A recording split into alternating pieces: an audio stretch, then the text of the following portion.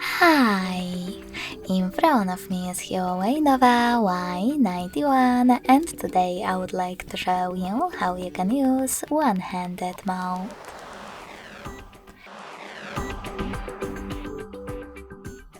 Begin by opening Devices Settings and scrolling all the way down to access Accessibility features.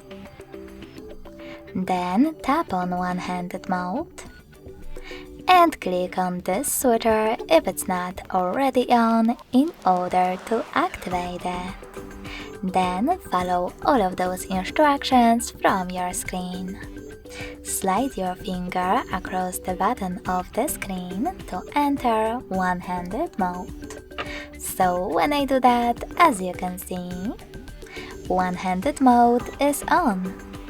If you want to go back, click on this blank area. If you wish to change placement of it, just swipe in the other direction. You can go back the same way.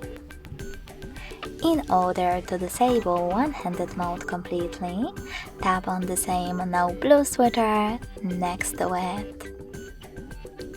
Thanks so much for watching. If you enjoyed this video, don't forget to leave a like, comment, and subscribe.